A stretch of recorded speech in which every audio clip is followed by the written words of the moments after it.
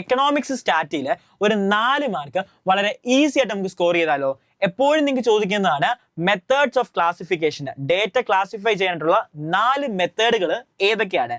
The spatial classification, chronological classification, qualitative classification, quantitative classifications.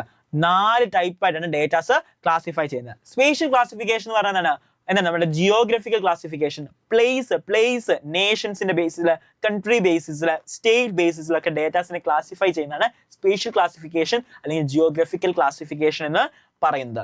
അടുത്താണ് chronological classification അല്ലെങ്കിൽ time based classification. സമയത്തിനനുസരിച്ച്, മന്തിനനുസരിച്ച്, ഇയേഴ്സിനനുസരിച്ച് നമ്മൾ എന്ത് ചെയ്യുന്നു? ഡേറ്റാസിനെ ക്ലാസിഫൈ ചെയ്യുന്നു. ക്വാളിറ്റേറ്റീവ് ക്ലാസിഫിക്കേഷൻ നമ്മുടെ ക്വാളിറ്റീസ്, എന്തെങ്കിലും ക്വാളിറ്റി, ഹോണസ്റ്റി, ബ്യൂട്ടി എന്ന ബേസിസിൽ ക്ലാസിഫൈ ചെയ്യുന്നു.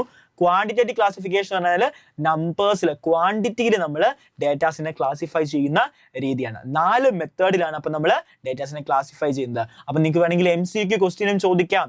ഓക്കെ, പ്ലേസിന്റെ ബേസിസിൽ ക്ലാസിഫൈ ചെയ്യുന്നതിനെ എന്ത് വിളിക്കുന്നു?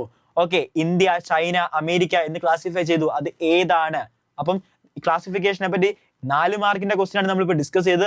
4 മാർക്ക് ആയിക്കോട്ടെ, 3 മാർക്ക് ആയിക്കോട്ടെ, MCQ ആയിക്കോട്ടെ, ഏത് ചോദിച്ചാലും ആൻസർ എഴുതത്തില്ലേ? അപ്പം ഓൾ ദി ബെസ്റ്റ്.